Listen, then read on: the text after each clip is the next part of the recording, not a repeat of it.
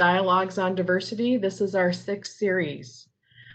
Since the tragic murder of George Floyd on May 25th, the University of Toledo has committed to continuing the urgent conversations about race in this country.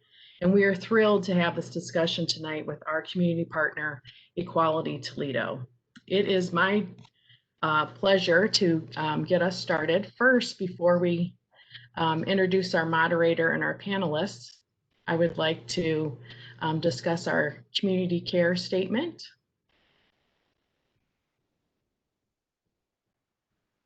So as a participant in our roundtable, we ask everyone to be respectful of everyone's thoughts and opinions.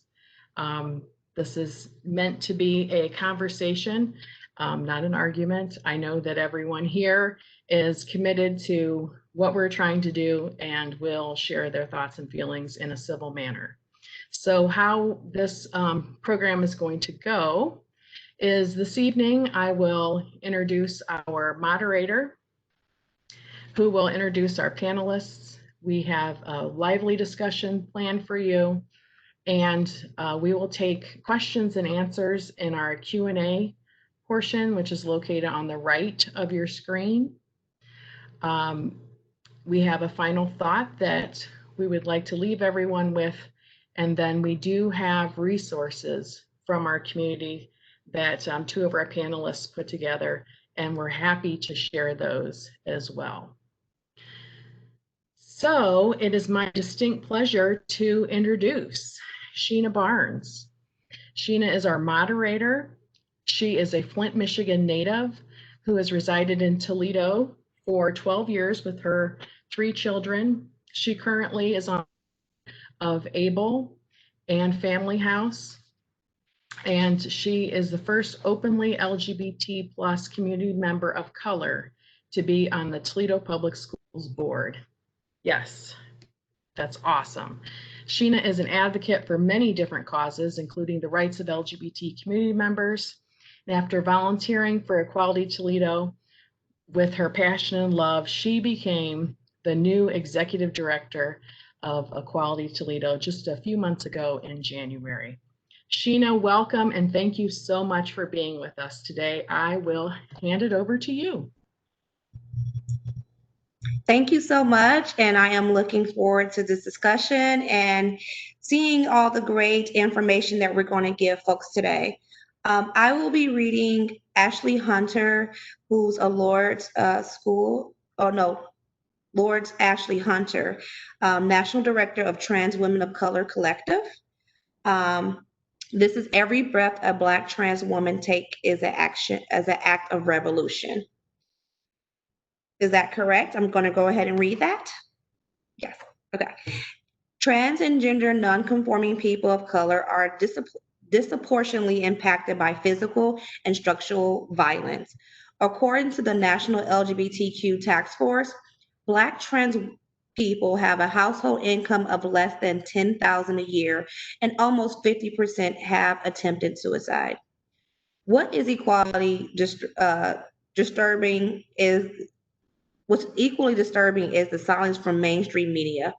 The Black social justice and LGBTQ+ organizations, the same systems that are designed to protect us, are actively engaging in erasure. When looking at the mainstream Black and LGBT organizations, leadership teams, and board of directors, they lack diversity and representation. How can they work, be informed if they don't even hire us? Denying a Black trans woman a job is an act of violence. Denying Black trans folks access to healthcare is an act of violence. Denying Black trans people platforms to speak and represent themselves is erasure. Actively engaging in erasure is an act of violence. Every 28 hours, a Black person is murdered. I also know that every 32 hours, a trans person is murdered. This inhumane treatment of our lives have taken its toll. There have been no national outrage over our lives. The lack of response regarding the physical and structural violence we face sends a resounding message that our lives are disposable and that our lives doesn't matter. It's because of the brutal violence and discrimination we face every day that Trans Women of Color Collectively, TWOCC, was formed in September 2013. TWOCC is an organization movement that elevates the live narratives, experience, and leadership of trans people of color. We have worked They have worked intensively with Black Lives Matter movement to ensure that the lives of those most disproportionately impacted by structural oppression or are the forefront of our social justice movement. My vision is our collective liberation. We are not free until we all get free. Now I will introduce the panelists that we have for you this evening. And there are some wonderful folks. So I will start with Vera Lucia Mendoza. They are, oh, my picture's still up. Can we change it to Miss Vera?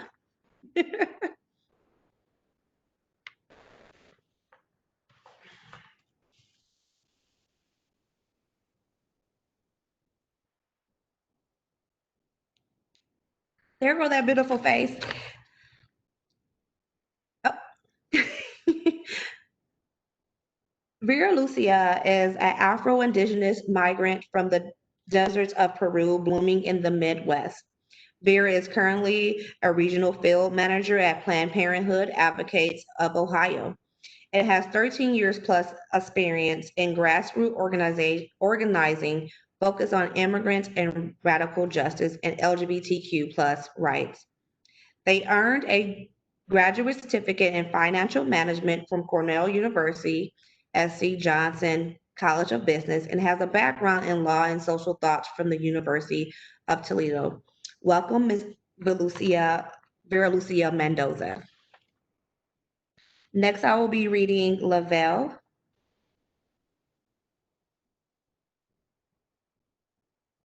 Miss Riley is a queer Black transsexual woman and PhD candidate in English and Women's Studies at the University of Michigan. Her research and teaching interests include contemporary African American fiction and life writing, radical Black feminist theory, and queer and trans of color critique.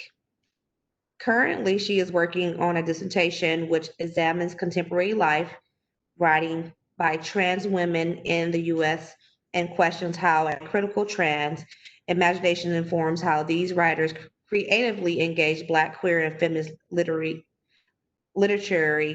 traditions, resisting oppressive forms of state and social power, and moving us towards more liberatory Black, queer, trans world and freedom making. She has published in academic journals, such as GLQ, a Journal of Lesbian and Gay Studies, and TSQ, Transgender Studies Quarterly. And this is the special sector co-editor of book reviews for TSQ. Thank you for joining us today, Ms. Lavelle. Next, I will read Dr. Sharon Barnes, currently chairs the Department of Women's and Gender Studies at the University of Toledo. She teaches courses in feminist theology, global women issues, and sexuality studies, She is a longtime supporter of Toledo's Take Back the Night, where I have met her and she's wonderful. And one of the largest anti-violence against women events is one of the largest anti-violence against women events in the region. Now we will ask LaBelle to read a piece.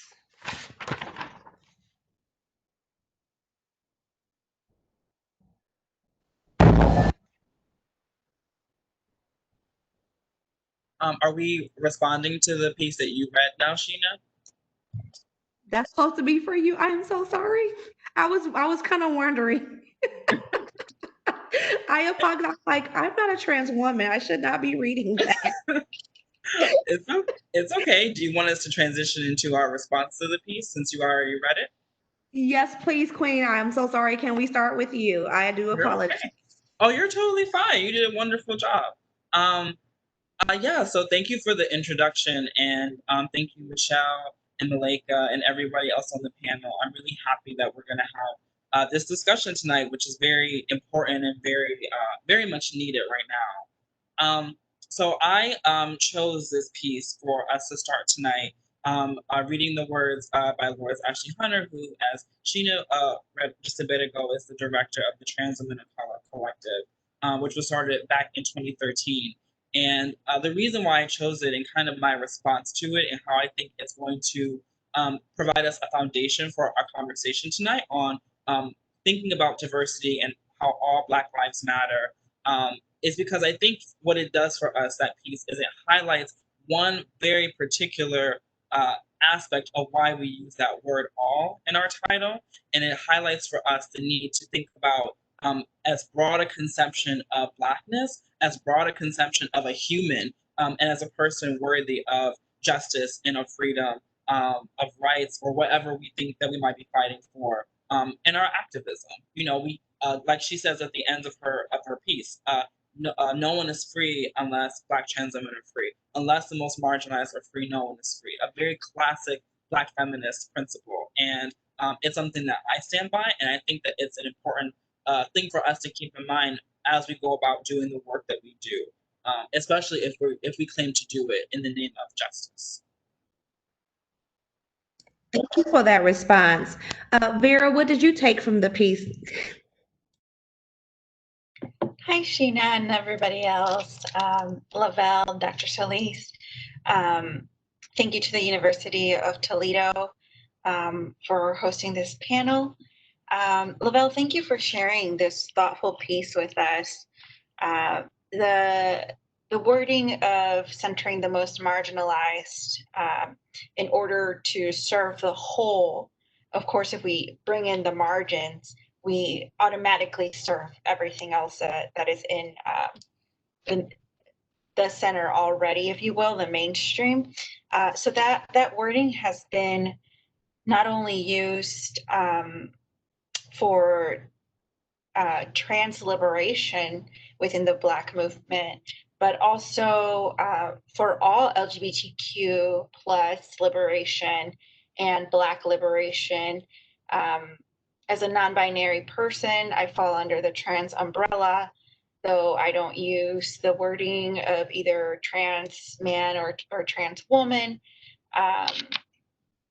It is so important to go back and honor our ancestors, right? The ancestors that started what we know as Pride Now, which were let's just say it bluntly, they were riots against police violence, is how the queer liberation movement started.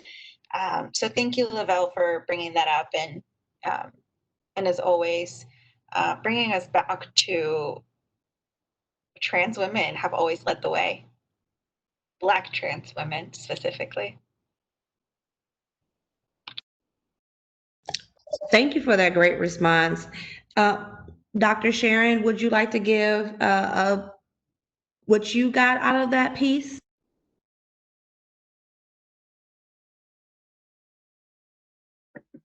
Other than an amen to what's already been eloquently said, I would also just want to say thank you. And Vera, thank you for reminding us to acknowledge our ancestors. So I want to acknowledge the indigenous folks whose land we're sitting on in our separate spaces. We are all doing that. So one thing I would say is, responding as a feminist, who's also a lesbian, for me, it's been really important that we're not free until we're all free, has been a foundational lesson for us, coming from women of color feminists, about how we do our work as feminists, so that if we are not also aggressively, assertively anti-racist, anti-homophobic, anti-ableist, against anti-Semitism, against anti-immigrants opinions, then we're not doing a good job as feminists. So I think, Lavelle, you made the point, but I think for me, that's where I came into understanding my role at this juncture, and certainly in that piece, it makes it clear. I think each of y'all kind of touched on the next question, but maybe we can go a little bit deeper into the discussion of why we say all Black Lives Matter.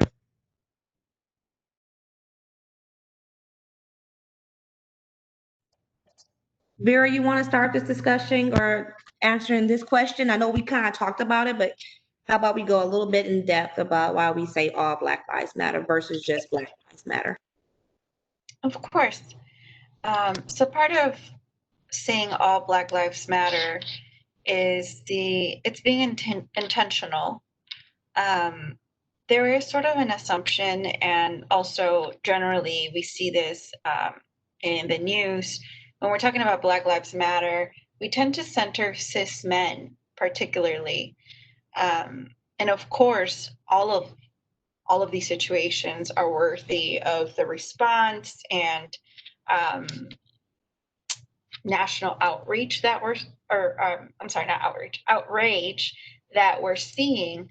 At the same time, we do have other situations that are happening within our own community and within Black Lives Matter.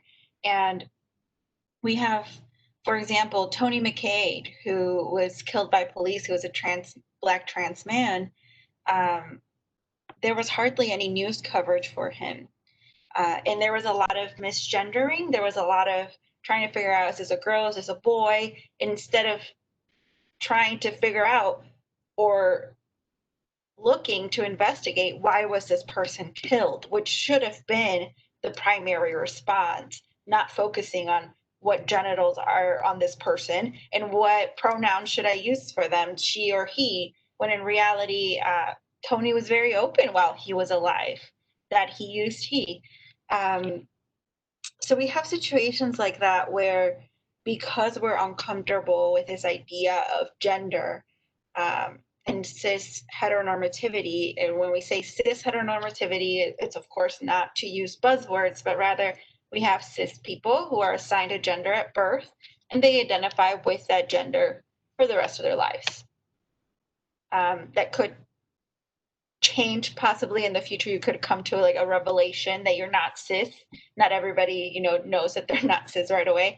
And when we say heteronormative, we mean that the default and assumption is always heterosexuality. Romantic comedies, ads for anything that has to do with any sort of romance, right?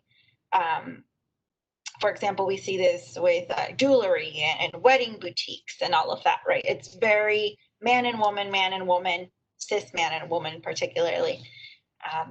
And a lot of people, instead of thinking, even in social media, we see this. I could share something about Tony McCade, but I'm uncomfortable with the idea of Tony McCade. I'm uncomfortable with calling him the pronouns that he knows that he wants used for himself, because I haven't separated again genitals from gender.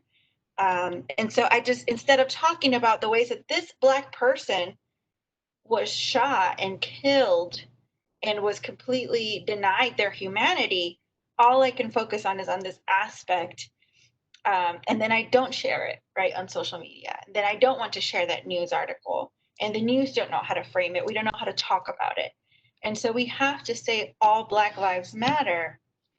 Otherwise, we leave it in a space where we unintentionally, we all have grown up. None of us have grown up in a vacuum. None of us have all of a sudden, we're born like, in quote, woke, and we're like, oh, that's not how I want to be, like at 3 months old, we all grew up in like that heteronormativity. So when we unintentionally replicate the same systems that we're fighting against, we center again the cis, the hetero, the patriarchal, and it's important to note that this particular conversation, all Black Lives Matter, is not to be confused with all lives matter. I would also like to make that distinction, because we do know that all lives should matter, and yet Black lives do not matter currently to the systems that are in place and the powers that are in place. Therefore, we have to keep saying Black lives matter until they understand and get that too, and treat us as human beings. So this conversation is particularly within our own community and our own movement. So I did want to specify that. Thank you for that very informative and deep response. I appreciate it. Lavelle, how do you feel when we say and know why we have to say all Black Lives Matter? What is your backing, or how do you feel why that's so important to have that all Black Lives Matter? Well, first, just to, acknowledge the real complexity and depth and necessity of what Vera just said. Like, that was really amazing, and something that I try to remind myself as like an educator and someone who's working towards a doctor, is that you truly never do stop learning. And I really always enjoy and appreciate those good reminders from folks in the community about how we have to keep pushing ourselves to learn and listen to other folks who have really good things to say. So Vera, thank you so much for all of that.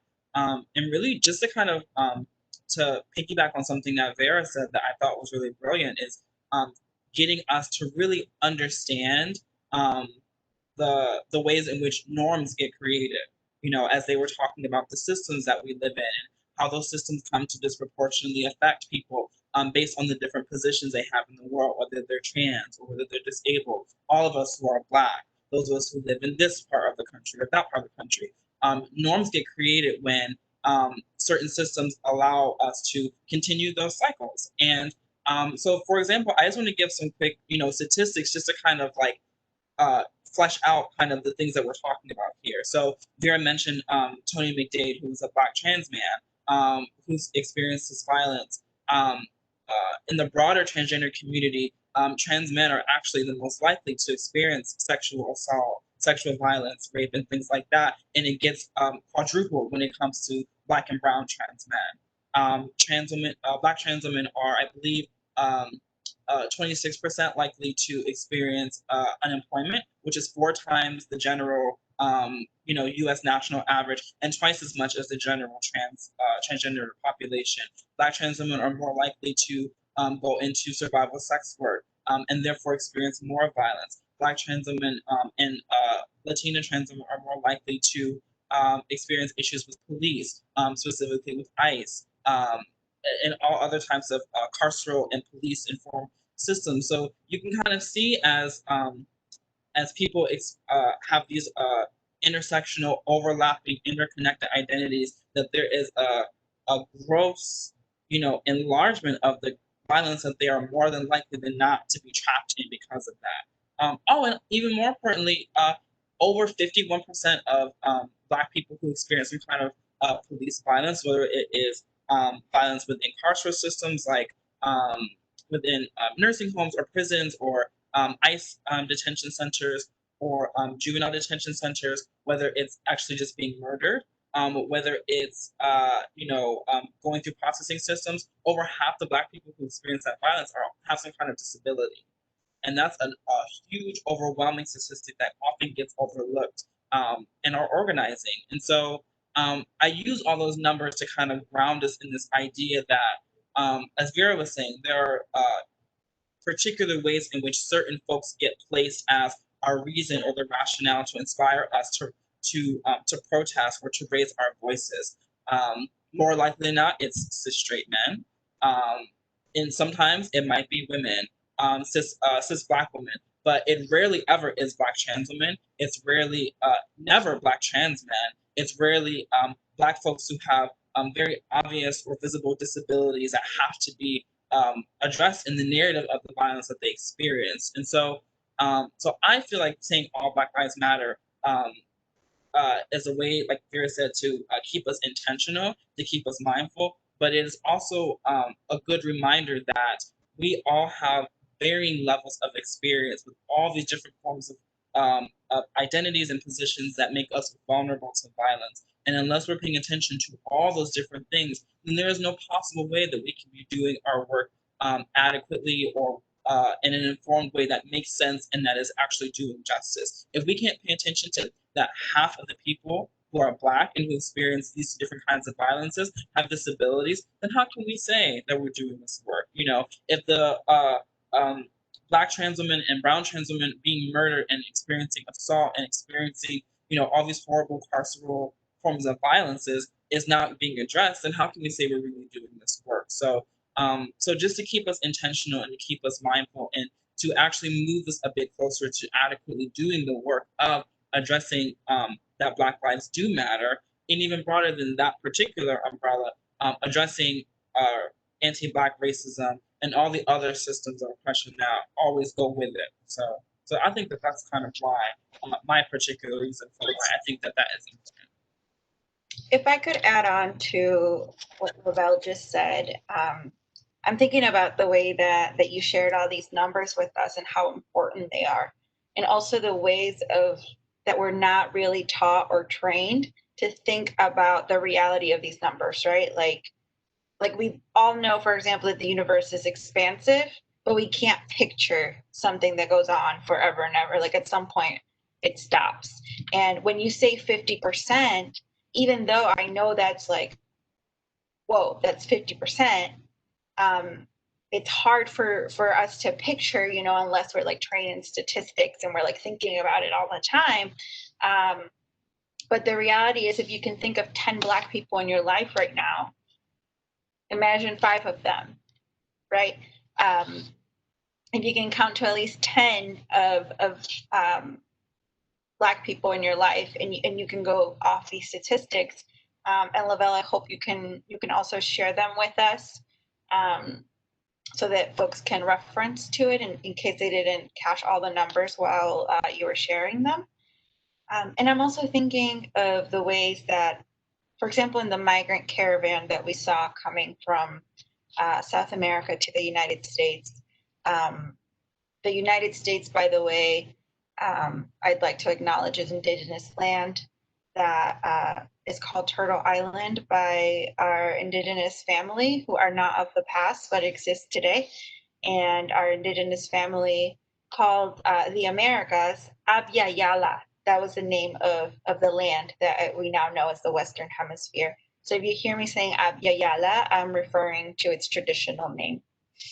So as migrants were coming over these imaginary borders that the United States has set up around land that was once, we know, is one big indigenous family. We did see, however, that trans women, for example, when they were separating food, when they were thinking like we only have this much water, this much food before we have to, you know, when we have 3 days left through the desert, trans women would literally get left behind in the middle of a desert before they try to bring them over to the United States. So this is even in the migrant movement, right? But we're talking about the way that anti-Blackness shows up in so many ways, and anti-queerness, like transphobia, shows up in so many ways too. And unless we're doing that work every day to think about the realities of how we perpetuate that, it's hard to miss that there are people that are always going to live at those intersections. They don't have the privilege of saying, I'm going to turn off the news. I'm going to turn off this idea, right? And so when was it, about 2 years ago, I got to sit down with a group of trans women that did make it through, and a lot of them were Black. A lot of them were from Panama. We had people from Honduras, El Salvador, that were Black, and they were, I was la negra, right? Like I was negra is also a color, like negro, the color Black, but it said in a certain tone is a racial slur. And they would say, I was la negra, I was like marica, like the F word. So they were all these things, all these like unwanted things. And so they were not only escaping their families and their countries or communities, having to escape because of their blackness and their transness, they were also not accepted even by the other people that they were escaping with to make it to a land where supposedly they would find safety. They were just thrown out in the desert, and many people died that way too. And when they get to the United States, unfortunately, like you mentioned, ICE is another police department, it's a federal police department, and they haven't always faced the type of welcoming and dignifying environment that they should have. Thank you. So we're going to jump into the next question. And I just want to kind of start this question off by one of the things that I know I experienced, where I was told I'm not Black because I'm LGBT and I fight for the LGBT rights. So I'm not fighting for Black rights or all Black lives matter because I'm fighting for something else. And so the question is, what experience at the margins of the intersections of the movement? Like, what are your personal experiences with the intersectionality of Black Lives Matter, as also LGBTQ rights, you know, as maybe as feminists, like every right, how do it birth your experience in these kind of movements?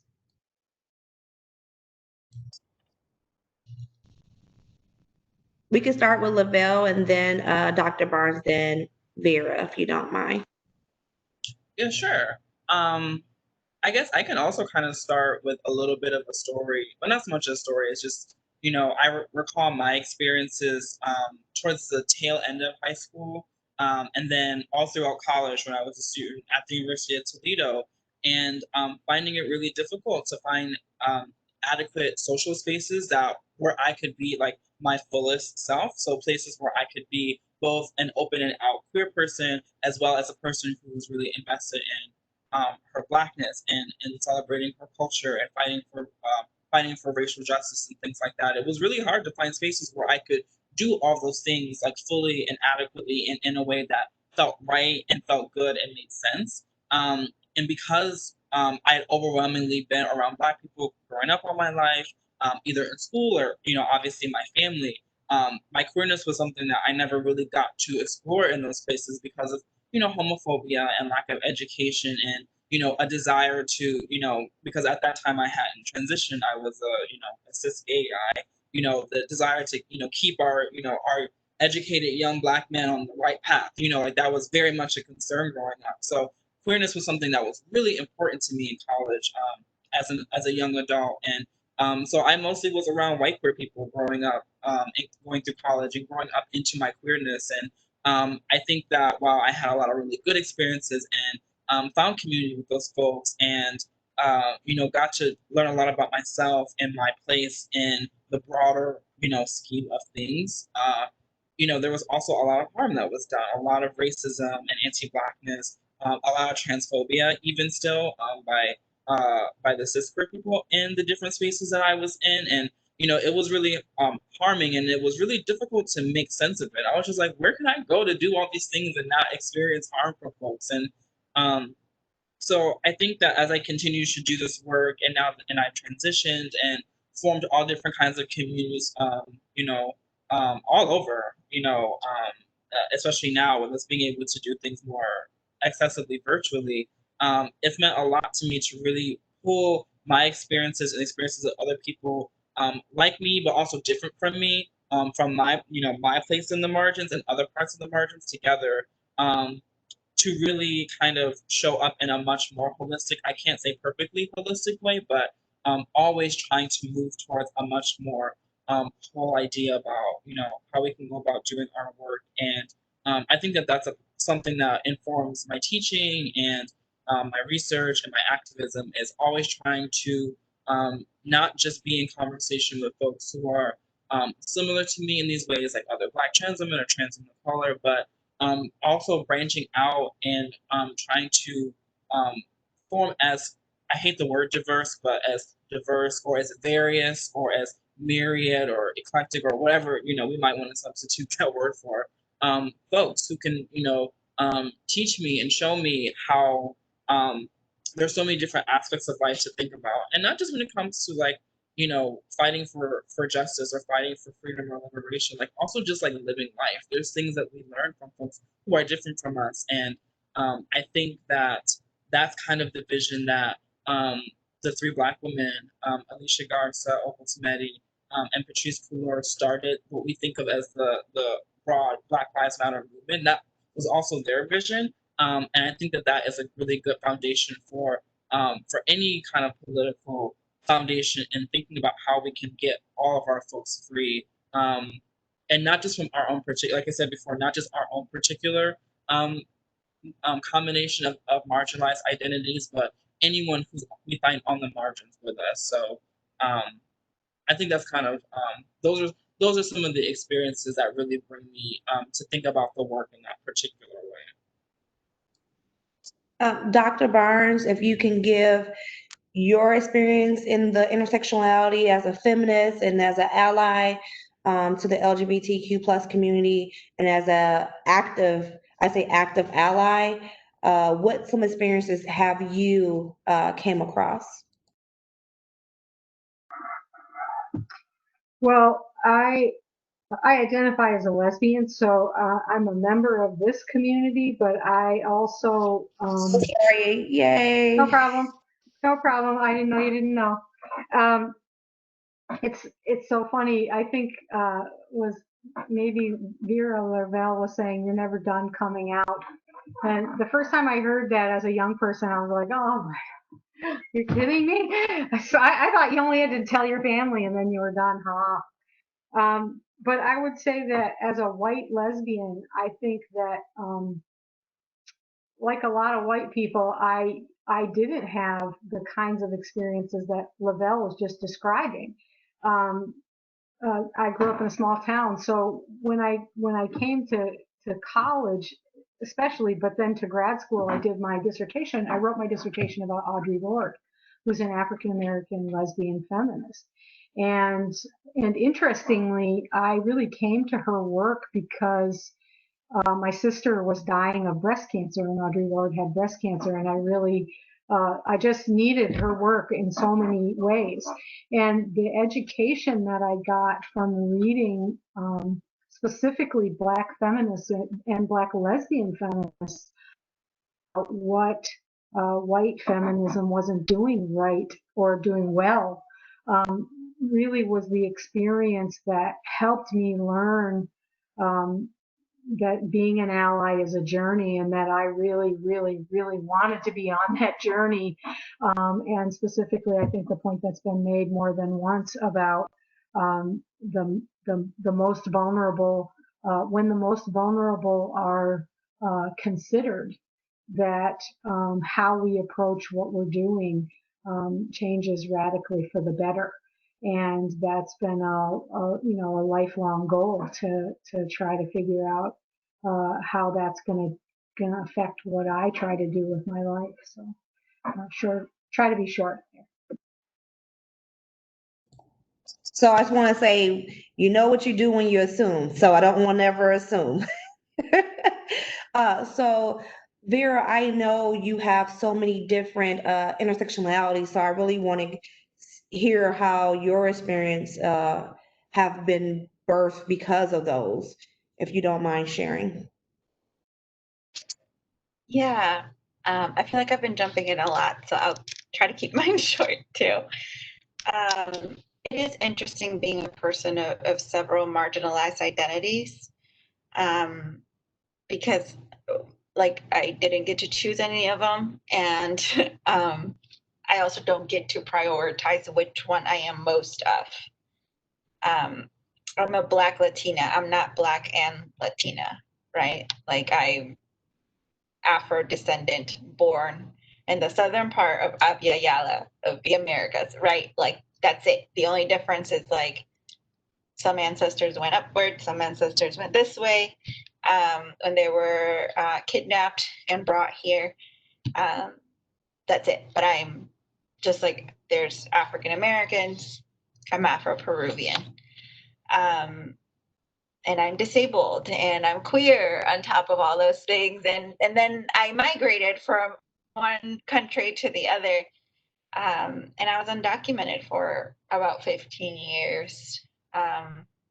And all of it just adds up in so many ways that I didn't realize how resilient I was for several years, especially from being, just a kid to early in my 20s. I didn't realize how much I'd actually faced. And I don't get to prioritize, right? Like today I'm feeling more disabled than I feel Black. Like that's just not a reality.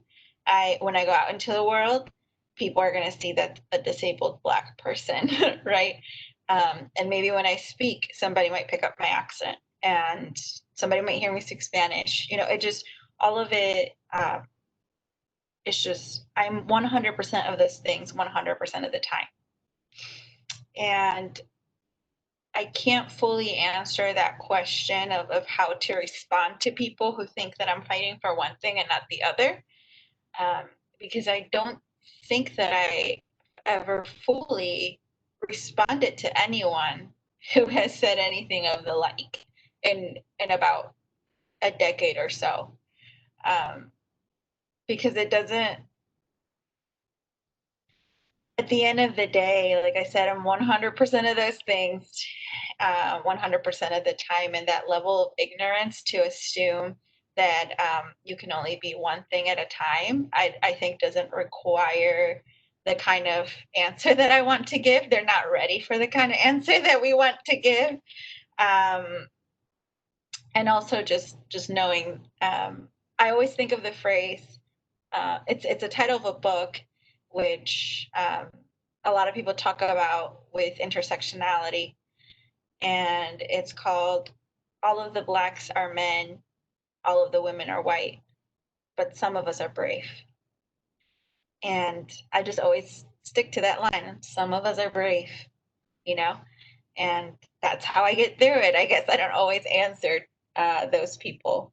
And in social media, the Black button is self-care. Amen to that. So we do have a couple more questions for our panelists, but we want to let you know that you can start dropping your questions so our panelists can answer them now. So go ahead and feel free to start typing and asking questions. And if you have someone in general that you want that person to, answer, just go ahead and, put their name with the questions, I guess. So these questions, our next questions, are really like directed at some folks because of the work that they do or the passion that they're involved with. So if anyone else wanted to jump in, please feel free as a panelist. So Vera, I will actually start with you. So how does the concept of defunding the police connect to the immigrant experience in the USA? I feel like I'm talking a lot, but you know what? I like talking. So if you're going to do this, I'm just going to go for it. Again, like I mentioned earlier, ICE is a police department, but essentially a federal police department. And we have lived in a world pre-ICE as we know it. ICE wasn't started until 2003. In response to 9/11 from 2001, ICE didn't form as we know it today until 2003. That means that it's about 17 years old. It's not even old enough to vote yet. It is, we have lived in a world before it. We will live in a world after it. We can dismantle it. And the thing is that because it's federal, it basically responds directly to the Department of Homeland Security, which doesn't have a lot of checks and balances. It primarily responds to whoever is in the presidential office. And the current administration and the current person in that office is not somebody who is looking to actually keep this country safe, but rather to pivot to people that still hold anti-immigrant sentiments, separating a 3-year-old mother or I'm sorry, a 3-year-old from their mother is not keeping the US safe. It's not keeping anybody safe. That is a very calculated thing to break down people so they stop wanting to come to the United States. The thing is, the United States has a history of imperialism in South America, but that's another question. So defunding the police and abolishing ICE go hand in hand. And a lot of people have been able to say abolish ICE a lot sooner than they could say defund the police. We saw some of this in Chicago, and this is one of the ways that anti-Blackness shows up. There were a group of Latinos that called themselves Brown Lives Matter, which what an awful way to co-opt. And they went out and supposedly protected businesses that rioters were, attacking, supposedly, but then instead went and attacked Black peaceful protesters, which created an entirely violent response. And about 3 people ended up injured, and I believe a couple deaths happened. This was last month. And as someone who is a Black Latinx person, I'm just like sobbing, I'm just like, you don't understand that Latinx is a giant term for a bunch of people in this like giant piece of land, and you're perpetuating anti-Blackness. And those same people will sit there and shout abolish ICE, but they don't get why defunding the police is necessary. And so we need to have those conversations where we don't co-opt each other's movements, but rather find a way to connect the two. And a reminder that ICE is showing up all the time to Black immigrants' homes. Right now, for example, of all the deportation proceedings that are currently active, only 7% of those are Black immigrants, but 20% of the deportations that are currently active are Black immigrants. So of all the immigrants that are currently in the system to be processed, only 7% make up 20% of the deportations. This is a very direct link on how people see us and see things. And I hope that we'll be ready soon to talk about not just racism and not just colorism, but racial caste, which is how a lot of this started. And who was at the top, who was at the middle, who was at the bottom, right? And I'm hoping that we'll be able to move toward that conversation as well, and why abolishing the police is just as important as defunding the police, and vice versa. One cannot exist without the other. Absolutely. I 100% agree with you, and I'm ready to do the work. So our next question is with Lavelle. Actually, I'm going to tie this into a question from our audience, if you don't mind. And I didn't mute my phone. Oops.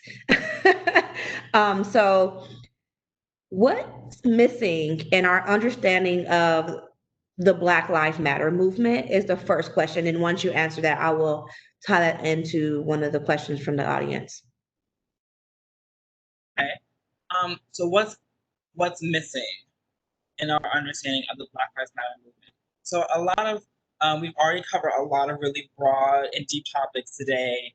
The most we're not free until the most marginal is free. Intersectionality, abolishing the police and ICE and all other structures of violence that harm us and don't help us.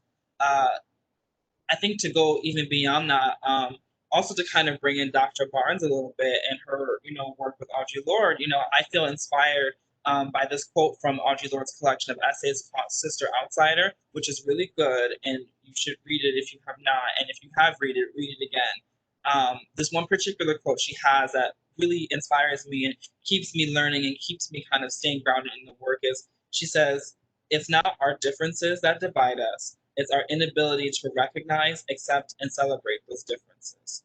And I think beyond just the mere recognition that people are different from us, it is the understanding, the compassion, the empathy, and the intentional embracing of people who are different from us, who are wrapped up in this fight with us. That's really important, and something that I'm really hoping is coming across that I want to stress for the panel, for the ends that we're trying to meet, why we're thinking about all Black Lives Matter. From my very particular position as, you know, a queer Black trans woman, you know, in graduate school in the Midwest, from, you know, a single mother background, you know, that's just one very particular specific location. There are parts of my identity that I share with other people. You know, me and Vera share some identities, but we're also still very different. And focusing on those differences in a celebratory, affirming, positive way is, I think, what helps us understand the connections and the relationships that help us more adequately try to dismantle these systems that try to hurt us. You know, anti-Blackness and transphobia hurt me just as much as the prison industrial complex and the US's security system hurt Afro-Latinx people and undocumented immigrants. These systems go hand in hand, and like Vera said, they do it in a purposeful, calculated way. And so I think recognizing the differences that actually keep us together in those kinds of ways illustrates kind of and we, you know, feminists since the inception of the concept intersectionality have debated about what it means, what it gets at, and I'll even say as a women's studies you know, instructor, as a grad student teaching college kids about this, teaching this concept is hard. It's not easy. But what I will say with that quote and what our conversation kind of drives me to define it for us all and say what it kind of is, like Vera said, we live these lives 100% of the time. These things will always come to impact us because of who we are and the ways that we navigate the world. You know, even in moments when I'm not being read as a trans woman, I'm very often cis assumed. I'm still a Black woman.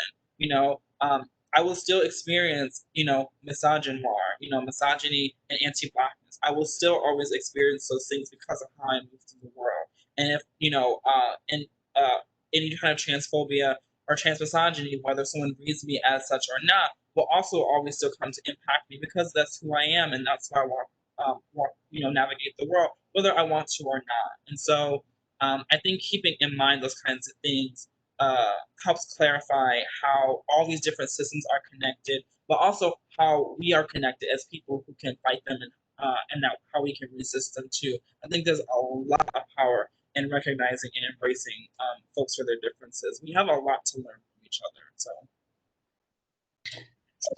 we're going to tie one of the questions from our audience, and then we're going to jump to Dr. Barnes' direct question for her. But I do want to get your views on this next question from our audience. They're wondering, I didn't cut my phone off, sorry. They're wondering, what do you think the Black Lives Matter movement could do or start doing or been doing better to defend and protect the human rights of all Black lives? Feel free, whoever wants to start. Dr. Barnes, you can chime in as, you know, a non-Black ally, and then we could follow up with Vera Lavelle, to say what we need from our allies and what we need from our non-LGBT folks in the Black Lives Matter movement. As an aspiring white ally, I'm not really sure it's my job to answer that question. But I'll just say, so of course I can't stop talking, but I will just say that I think that what Lavelle and Vera have been saying to me directs us to what we all need to do in terms of how we are addressing justice. And that is about looking at learning and listening to the people who are educating us, who are willing to take that risk to educate us about how we can be good allies or better allies.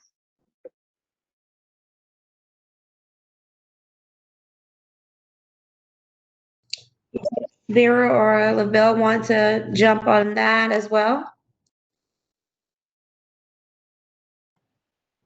I can go next.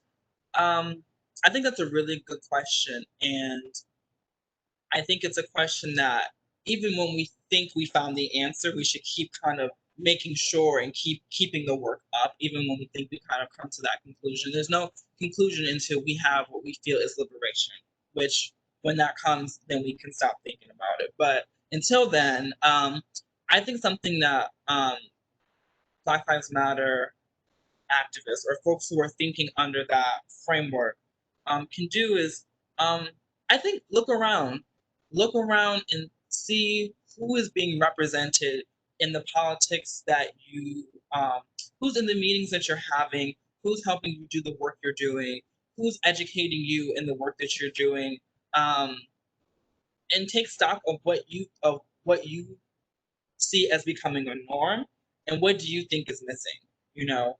um, for example, in my training as a Black feminist thinker, at a particular point, I notice, you know, there are Black people all over the world, literally. And for whatever reason, what I'm being taught and what I'm learning and what's informing the way that I go about trying to fight for racial justice, to end anti-Black racism, to end sexism, is only coming from Black people in a very particular part of the world.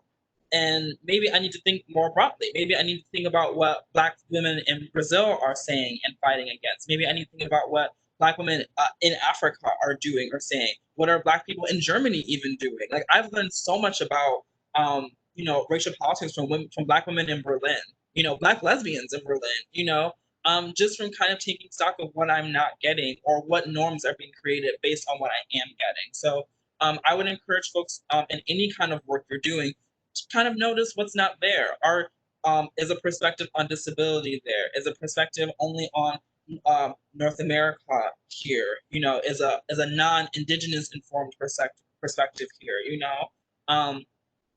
Even like Vera mentioning, I've been trying in my mind practicing how to say it. Like, I'll say Turtle Island. The way we talk about spaces and locations would be so different if we had a indigenous informed understanding about land, space, barriers, territory, things like that. Like, I think we would just talk about it in a different way if we were to think about how we have been taught to think that way, and how we can maybe dismantle it because we understand it to be untrue and unjust. So that's what I would say. Take stock of what you don't have and what you're not getting, and do your best to incorporate that and include that.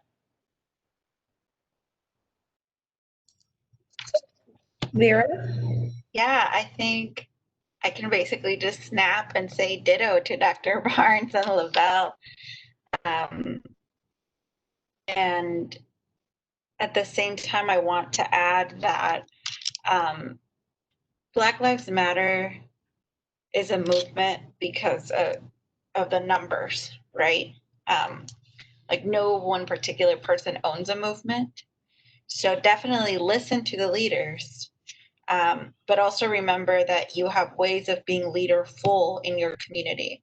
You don't need to have a giant platform in order to be effective.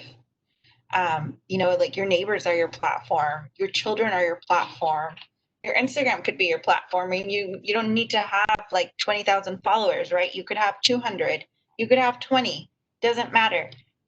Anyone you talk to, right, is where you're doing that work. So when we're saying how can we be more inclusive, definitely start with self.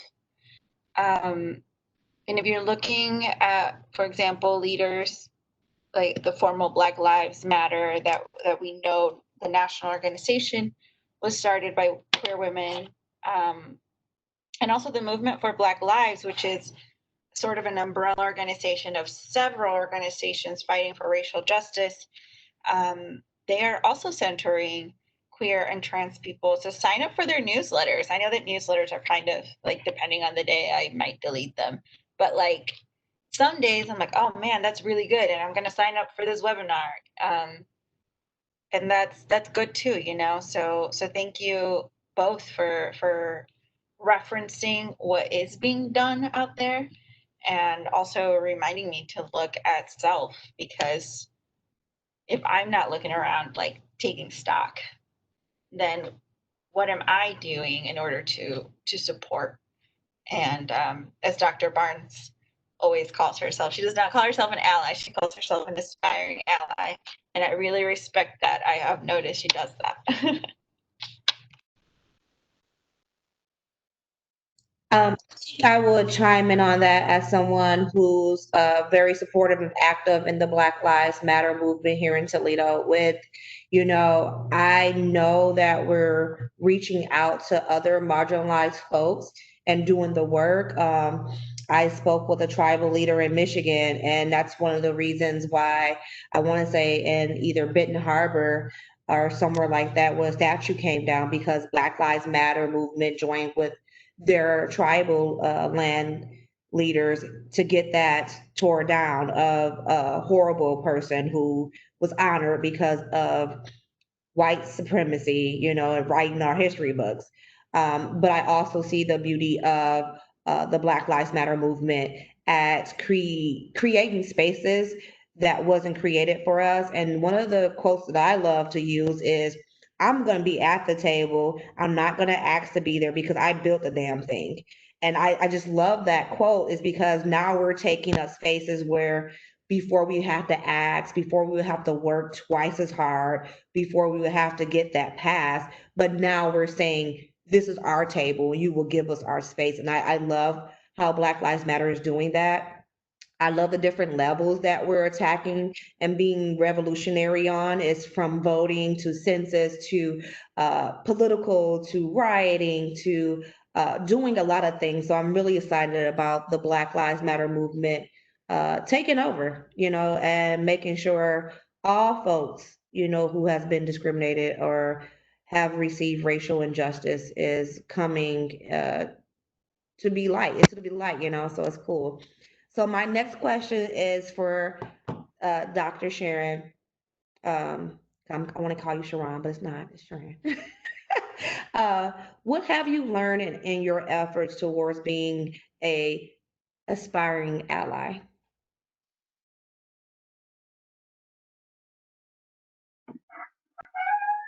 Not enough. In a phrase, show up and shut up. And I struggle with that one, as you know. Listen a lot more than you talk. And in terms of the aspiring ally part, I think becoming a good ally is a process. And so you're always, as all the panelists have said, you're always in a process of learning how to do that better. You never really get there. And you'll make a lot of mistakes, and some of them will be costly. And that's a hard one. Then you have to own that and do, do better, commit to doing better. If you're doing it for a reward, an external reward, that's probably not a good reason to do it. I think that if you are looking for validation or trust, I just don't think you should have that expectation. I think it's a drive for justice that makes you want to be a good ally, and that's your job. Don't expect people to reward you for it. And then finally, for me, and we talked about this in our session earlier, one of the things that I've learned is it is really hard to develop the critical consciousness if you're not I don't want to say born into it, but if you're not a member of the community, it's really hard to develop that consciousness. I was sharing with the other panelists that it's kind of been a lifelong goal for me to get to a point where I recognize really offensive racist things when they happen rather than have to be told it or taught it later. And I mean, I'm better at it now, but I'm an old woman. So, I've been working on it a while, but I think that to really work on that consciousness that you can do the good critical thinking on your own is a thing that I still very much aspire to as an aspiring. So here and there throughout the discussion, y'all all dropped some great books to kind of reference. So if you can like really quick reiterate what you said about the books to be read. I know it was like a lot, but if you could just pick some like maybe 2 books that, hey, you have to do this to feed your soul on why all Black lives should matter and what can you do, if you don't mind sharing that.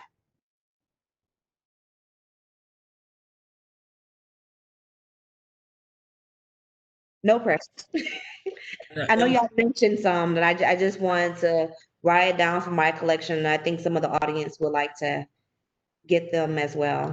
I can start because I'm like, I feel like I'm such an English major. I'm like only 3 books.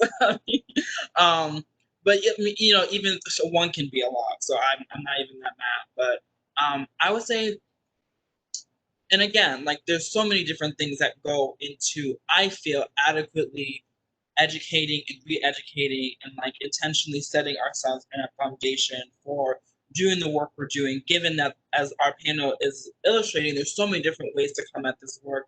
There's so many things to be mindful of. I'll give, my 3. So the first one I would say is a book I already mentioned, which is Sister Outsider, by Audre Lorde. Like Dr. Barnes said, Audre Lorde was a Black lesbian feminist poet and writer and activist in New York City of Caribbean descent. And she has so many different books and things out that have been published, things that talk about her experience with breast cancer, things that talk about her experience growing up. She has her memoir and a bunch of different things. But I would say read Sister Outsider for a really good introduction to who she is and who what her politics were, and how Black lesbian feminist radicals are trying to get us to understand a lot of the fundamental things that a lot of us have mentioned on the panel here. So Sister Outsider is 1. It's a green book. 2, I would say, and it's not specifically just Black women, but This Bridge Called My Back, writings by radical women of color, is kind of, I don't want to say it's been a Bible because I don't like that, but it is as close to that as it would be for me. It is really a good book. It's long, but it includes so many different kinds of writing by radical women of color of all different kinds of racial ethnic backgrounds, of all different kinds of sexualities, all different kinds of abilities, all different kinds of ages. And it really is a good book to kind of show you just how different women of color, radical women of color, are from this 1960s up until today, even. And it's a really good eye opener for a lot of folks who don't have personal experiences with, being undocumented, being immigrants, being from the global South, being mothers, all these different kinds of things. And then 3, I want to say, I'm trying to think of like these anthology type of books that are collections that have a bunch of different things. But what came to my mind is like the 3rd book is Stone Butch Blues by Leslie Feinberg for some reason. And I think that book came to my mind because Leslie Feinberg was another radical queer and trans person in the late 20th century who was extremely radical. I think Leslie is a really good example of what Dr. Barnes is trying to do, like becoming an aspiring ally. And I only make that comparison because Leslie was someone who continuously showed up for Black people, for incarcerated people. There's a very famous image of Leslie Feinberg visiting Cece McDonald, who was a Black trans woman who was attacked and subsequently imprisoned in 2011. And there's an image of Leslie putting her hand on the glass and Cece doing the same. That's really well known. And I suggest that book, again, really, really long, but I suggest it because it's a good example of both queer coming out, but also involving class consciousness around labor unions, and around how class and queerness and race all kind of structure the texture of our lives, even for white people and even for like working class white people, and also how we need to dismantle and abolish police and prisons because they only perpetuate harm only, so they gotta go. So those would be my 3 books. And thank you for folks putting it in the chat section too. I think Dr. Barnes and I added our recommendations too. Yes, I just finished Unapologetic. Just wanted to give a shout out to Dr. Barnes throwing that in there. I Look, I'm a definitely have to look at those and get them on my bookshelves for sure.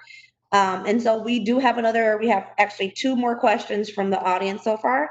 Um, One is, what do you think are some ways the classroom teachers of various subjects can do to signal their students that they are supportive of students who are marginalized in various ways, whether it's related to gender identity, sexual orientation, non-able-bodied, or being disabled? Oh, it went away. Ethnicity, religion, just et cetera, the ball and the gamut. What are some ways that you could, I want to guess, say, being an active, supportive person for those students in the classroom?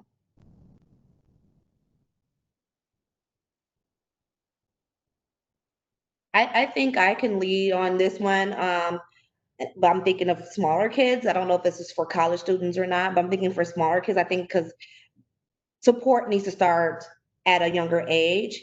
A lot of our kids don't get that, and so that's why a lot of our adults struggle with coping, unhealthy coping. So for me, it would be having representation of that in the classroom, whether it's by pictures or the books you introduce to read or the assignments you give, is kind of going across the board. If you are in science, highlight Black scientists, LGBT scientists, trans scientists, uh, you know, scientists who are immigrants, non-able body science. I mean, you can do that with any subject, because we're everywhere. We're everywhere. We're not just coming out. We're not just found. I think every, culture and marginalized folks has been actually making things happen from day one. We just haven't been able to show a light on it. So I think that's the way I think you can then, introduce it to your classroom, whether it's for little kids, big kids, or adults. I would add to that the slide that Dr. Solis put up at the beginning of this um, presentation, I think is a great way of reminding people about what respect is. And certainly in the Department of Women's and Gender Studies at U Toledo, we do a pretty extensive just set of ground rules for how we're going to treat each other in the classroom. And for me as a teacher, one of the things that I've done is to talk about that, what I consider kind of a problematic concept of safe, space. Like safe space doesn't mean agreement. And I feel like I try to tell folks that it's actually disrespectful if you disagree with someone not to share that with them, to just say, you're not even worth arguing with, is to me a sign of disrespect. And so to find ways to respectfully engage someone is really challenging. And so we try to talk a lot about that. But I think that asking people, for example, what instructors can do, asking students, however you do your attendance thing, to say, what name would you like me to use? Ask all the students, I have your names here. If there's a name, would everyone please identify the name or pronouns that you want me to use? And of course, have excellent diversity in your materials, in your examples, as you said. But I think to demonstrate that respect by making it okay and making it known that you can identify in ways that the institution is not identifying. And I'm sure the others have better examples. So.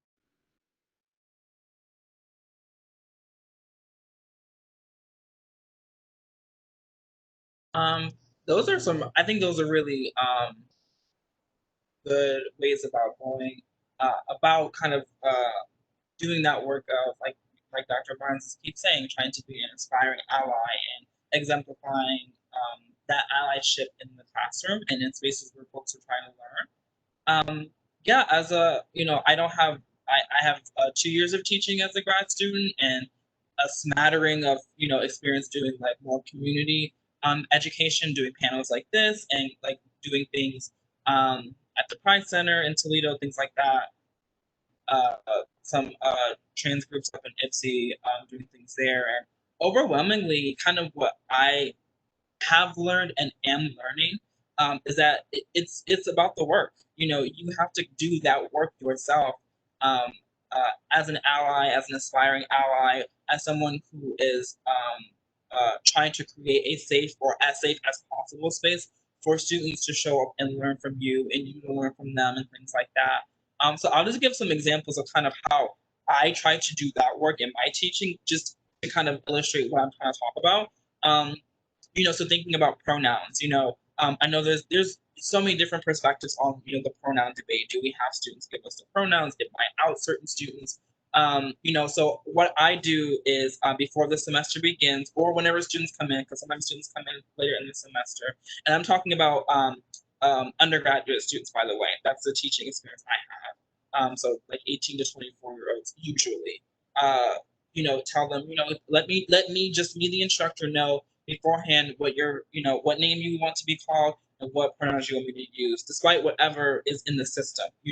That tends to give students a form of agency, and then staying consistent with that throughout the semester. I'm typically really clear with students, always what my pronouns are. I even disclose that I'm trans to them, just because that's what makes a safe space for me, is for that to be known, and that's something that I can use to my advantage navigating the classroom. And something I started doing in my last semester teaching that I thought was kind of weird at first, but it really became more normal and more routine as I kept doing it. It was, instead of just pointing out the pronouns of a trans person I was talking about, or someone who used gender neutral pronouns like they or Z or what have you, I would point out the pronouns of literally any person I talked about. Like I remember saying, um, Kimberly Crenshaw, who uses she/her pronouns, is a legal scholar who, gave us like just being more consistent with naming everyone's pronouns, making it more universal.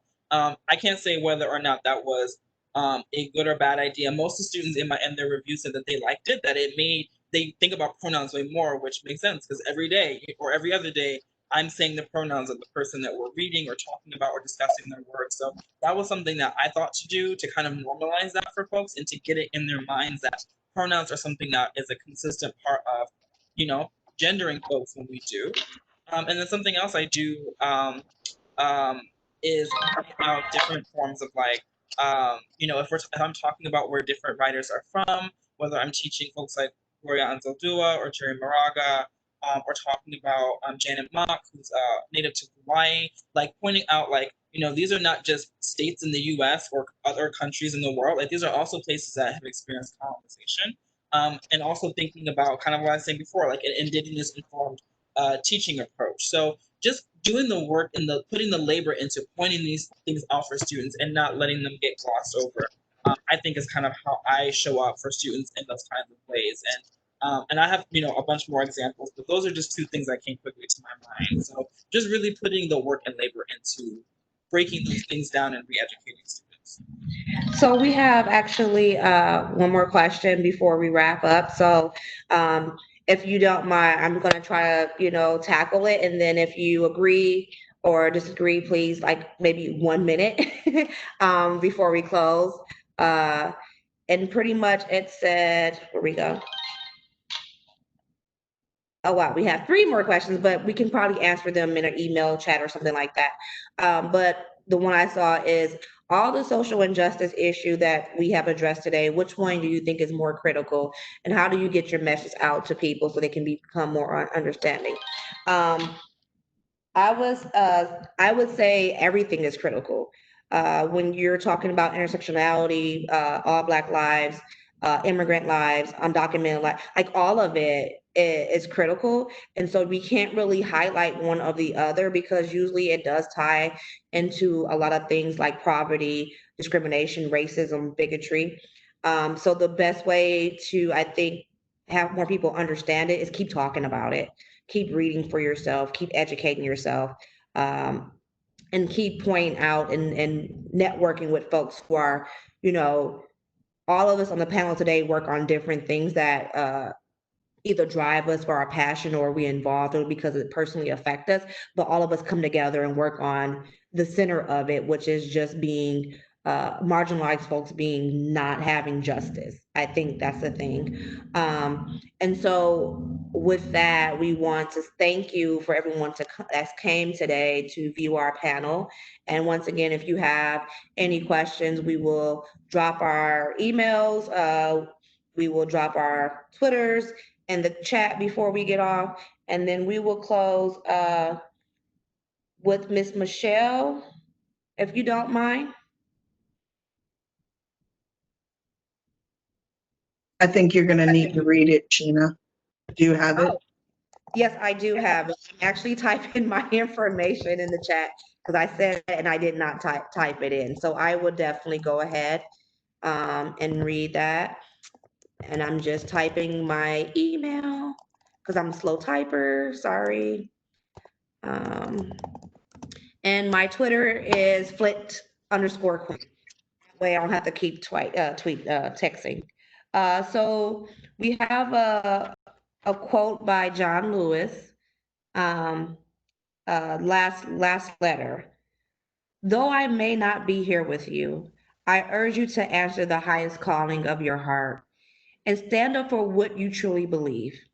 In my life, I have done all I can to demonstrate the ways of peace. The way of love and nonviolence is the most excellent way. Now it's your turn to let freedom ring. When historians pick up their pens to write the stories of the 21st century, let them say that it was your generation who laid down the heavy burdens of hate at last, and that peace finally triumphed over violence, aggression, and war. So I say to you, walk with the wind, brothers and sisters, family and siblings. I kind of edited, I'm sorry, non-binary and sexuality. And let the spirits of peace and the power of everlasting love be your guide. So, with that, once again, I would like to thank you for attending. We have all dropped our information in the inbox. We all are, I believe, on Twitter, Facebook, and we have some resources here for you. And once again, you can always reach out to Equality Toledo, UT, Dr. Barnes, Lavelle, and also Vera. We are in the community and do the work. Thank you once again, and have a good night.